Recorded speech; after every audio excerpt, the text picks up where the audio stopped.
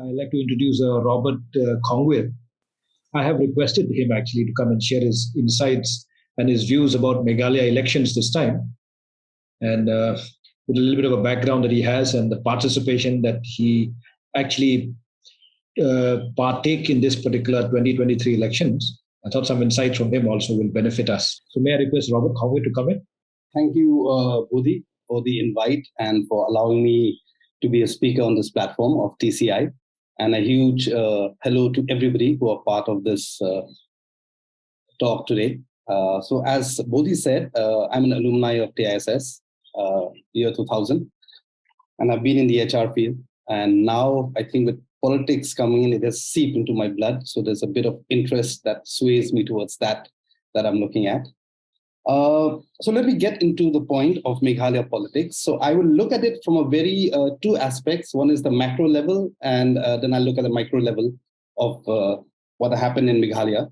And firstly, I would like to thank Mr. Batskem for giving us the foundation and the history of how Meghalaya has progressed over the years in the elections that are there till date on 2023. So if you look at the last elections that happened, the turnout was very high compared to all the years. It was more or less 86%. You can see that there are very big pillars of headlines that came about. The shrinkage of the Congress party, which was a dominant force in the state for all the years before. There are new entrants that have gained, for example, the TMC, the Voice of the People Party, and the NPP, which was there in the last elections that have gained there. The participation was higher in the Janta Hills and the Garo Hills, which was, again, a factor that we all see because the political mobilization is very, very strong in the Garo Hills compared to Shillong, the capital Shillong. In fact, the capital in Shillong was the lowest, the turnout of people that we had. We had an average of 6 candidates per seat. There were around 45 Kropatis who actually fought the elections this time. 35% of the candidates were re-elected that we had. So that was a summary. And in the end, when the results came out, ENPP came out with 26 seats, UDP with 11, Voice of People Party with 4, Congress, TMC 5 each, PDF 2, HSPDP 2, and 2 independent candidates, barring one constituency where one of the contestants actually passed away. So that will be a re-election that was going to happen. So that was the results that happened there. Now, if you step back a bit, okay, before we come to what happened post the election. Now, before this, the government was run by the MDA-1, which was the NPP in collaboration with the UDP, the PDF, then you have HSPDP and independent. Okay, so they were part of the government. Now, what has happened during this, as Mr. Baskem said, during the 5 years when they were governing the state, there were a lot of scams that came out. Okay, there were a lot of interventions by the High Court that came out that actually set the government on the right path to say that you're not doing this. For example, illegal coal mining, or you look at the environment, or you look at the power sector that's happened. So there are a lot of things that came out in the paper, and especially in today's day and age with social media. Okay, so nothing is left unattended or unseen.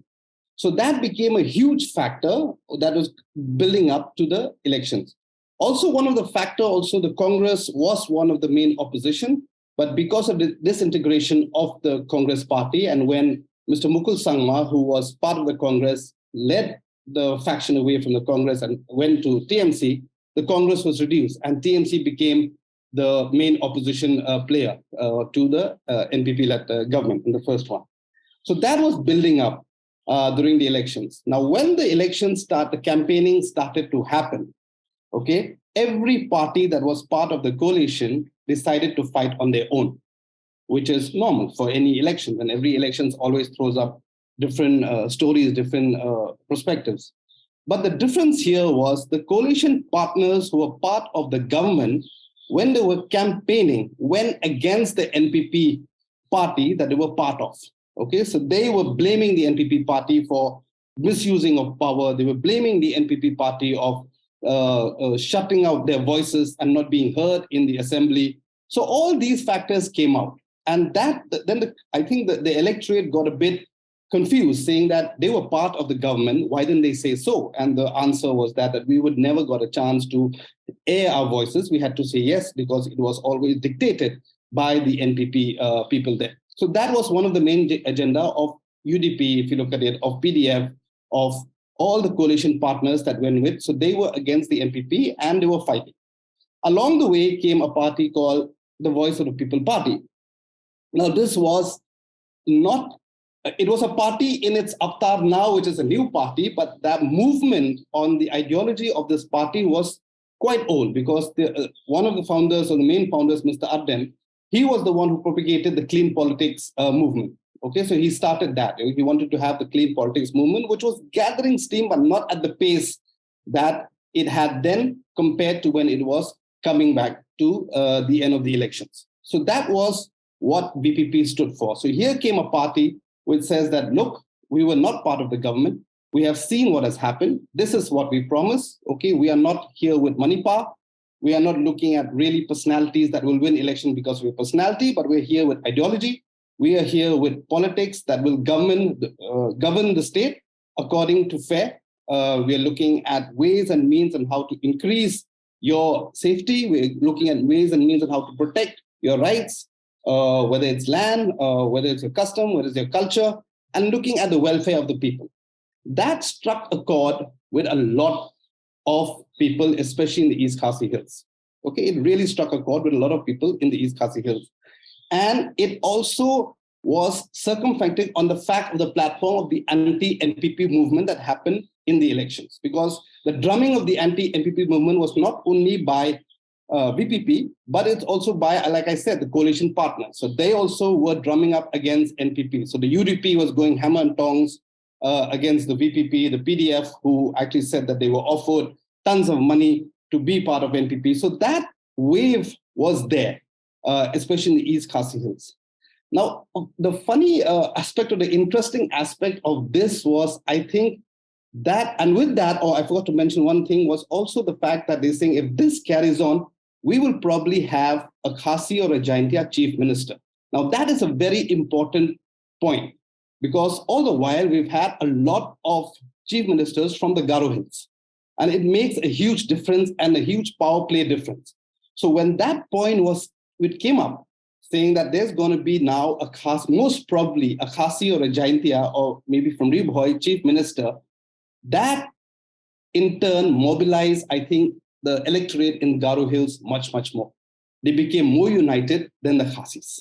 Okay, and that is the reason when you see the results of NPP in the elections, when you look at the 26 seats that they got, the majority, 80% of the seats are from Garo Hills, right? Like Mr. Baskem said, if you look at East Khasi Hills, they didn't do much. They didn't win much. If you look at Jaintia Hills, they got 3, okay, of TIC, and Ribhoi, they got 1.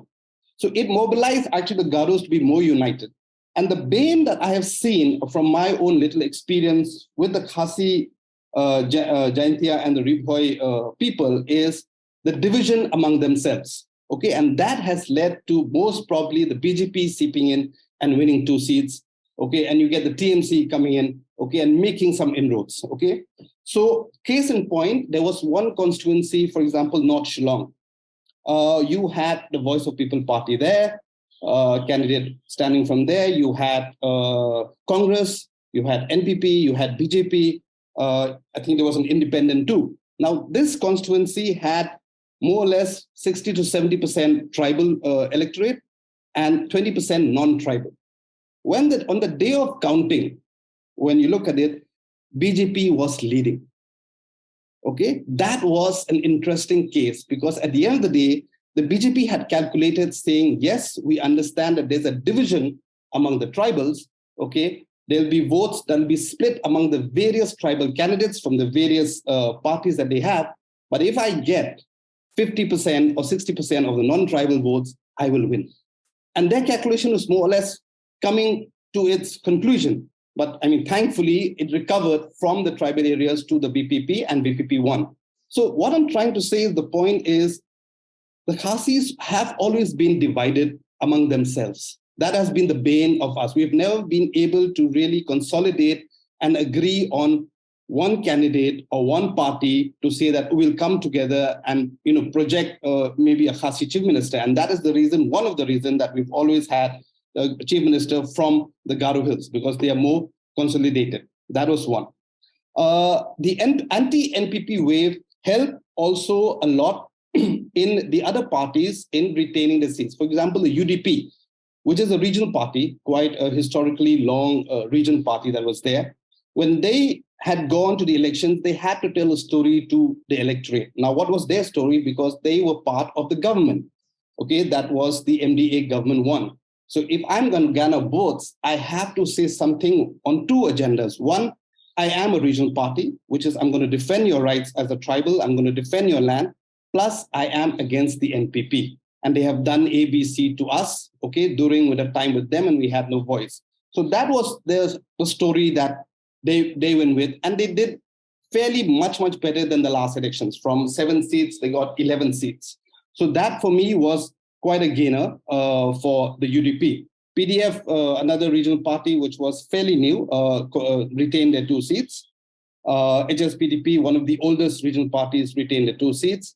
Now, when it comes to the BJP, I think Meghalaya would be a case study for them because it's one state that they haven't been able to conquer. In spite of all the heavyweights that came, including the Prime Minister, the Home Minister, they all came and they all campaigned, spent a lot. But yet, I think it backfired. It did not really make any inroads in gathering vote share. They retained the vote share that they've got. 2 seats that they've won the last time, they've retained those seats. So BJP for Meghalaya, it's still something that they have to go back to the drawing board to see how we can get this. And like I said, one of the factors, as Mr. Batskem said, is probably the anti-Christian tag that they have with them when they came in. And coupled with that is we see the BJP Congress once upon a time used to be the anti-tribal party, but we've accepted them to be part of us because they have the history with us. So Congress is more or less a party that belongs to us now. But BJP is still a party which is a non-tribal party. That is one. So that has not really been accepted with the people of Meghalaya. So it still has not been able to really dig in and really create the kind of wave that it promises to have for the state. Then comes the TMC, a fairly new party that come because the only reason that the TMC was able to penetrate into the state was because, like I said, it was a disintegration of the Congress party, and the other party that they could go with into was TMC, because the leader who broke away, Mr. Mukul Sangma, was the leader of opposition. He will not go to the NPP because there'll be 2 powerhouses there. So he had to go to TMC. Again, the TMC is a new entrant. Looking at it, it is not really looked at as a national party. And we have a history with the Bengalis, as Mr. Batskem said, a huge history we have with them. So it still has the tag of a Bengali party that has come, right? So it doesn't really work on hardcore tribal areas that you have. Even case in point, one of the biggest constituency that has the biggest population of Bengalis, the TMC out there did not really do well. Okay, it came, I think, 4th or 5th. So that says a lot about the TMC if you look at it in Meghalaya. So the future of TMC, I don't know where does it go from here. They have 5 seats. So it really have to look and see. And if Batskem said, someone said that there's no future, they again have to really relook at their plans of how they plan to really dig in the heels in the state. So coming now, I think to the independents and HSPDP, they won for the, I think that would be a personality-led election campaign that they had. So they retained that. So when the results came out, so that was how the election was fought. Okay, it was fought on these plans. One was the anti-NPP. They were fighting, the NPP was fighting in the Garo Hills on development, on what they've done, and also on the mobilization of the Garos to be one, so that we can be a bigger force and have more say, even when it comes to chief minister. So in the Garo Hills. In the Jaintia Hills, it was a bit scattered. Again, NPP was there. So was Congress. Okay, so was UDP. East Khasi Hills, it's always been a battlefield where there are a lot of regional parties that we have, plus the Congress that we had. The Congress struggled this time to find candidates, but they did have to field 60 candidates across the state because it's a national party. They did have to do that, right? but none of the candidates were really identified with the crowd, because they would really look at somebody who had experience. They would really look at somebody who have had that kind of political acumen that they would look for. But Congress, except for a few, really did not have much of candidates that would say that they are winnable for them. So looking that was the plan on which the elections were fought. And when the results came out, it was as per, a bit of surprise, especially in the East Khasi Hills. But in the Garo Hills, I think the surprise was not really there, because VPP was, show short. They did whatever they planned, it came out to according to them. They mobilized the crowd. They got most of the seats that they had. A few seats in Janda Hills, they put 7. They got 3. In the East Khasi Hills, they didn't do much, because I think the message of anti-PP and the corruption and the anti-incumbency and the scam that came out has really seeped into people, coupled with the fact of the Voice of the People Party and their campaign. So NPP really did not create much or win much in Shillong and especially in East and Riboy district that we have. Before I go to what happened after that and how it changed, I think one point to be noted here was the Voice of People Party. Like I said, it was the dark horse in each and every election. There was always a dark horse that emerges. Nobody really banged on it. It was a party that was in the fringe. People say, yes, Mr. Arden is a politician who's been there, very vocal, but how much of a leverage will he have? Nobody really had that confidence and to say that BPP will emerge as a strong force.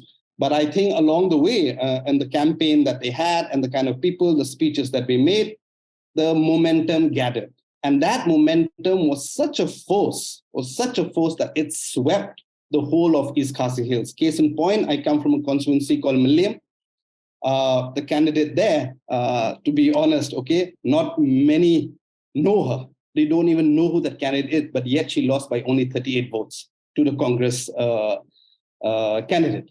So that shows that people resonated with that message of what the BPP had. And also, I think it's a case study. Someday somebody should do it.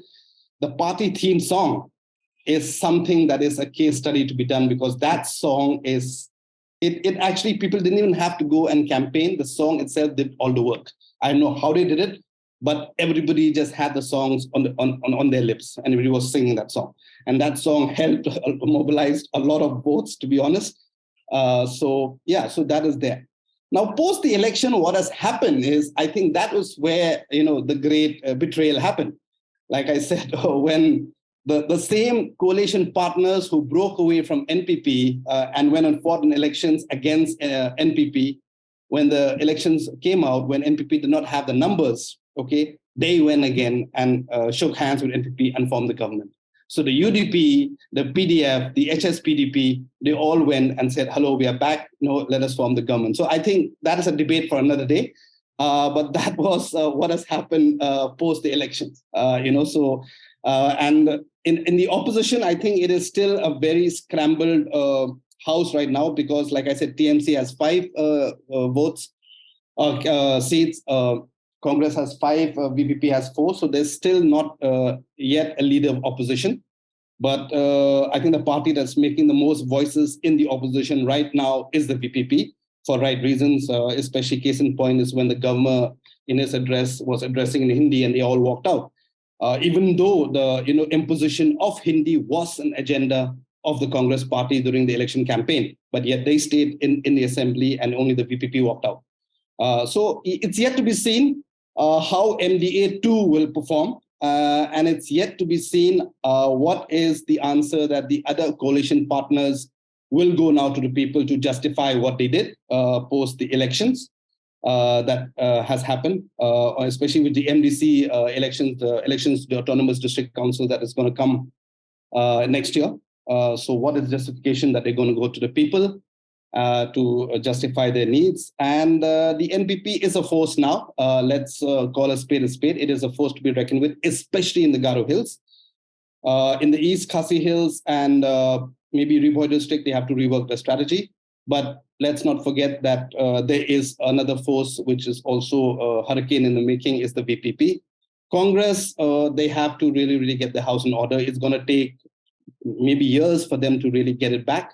But from what I see in Congress is, I don't know how they're going to do it. Maybe a new members, new president, new everything to rebuild the house.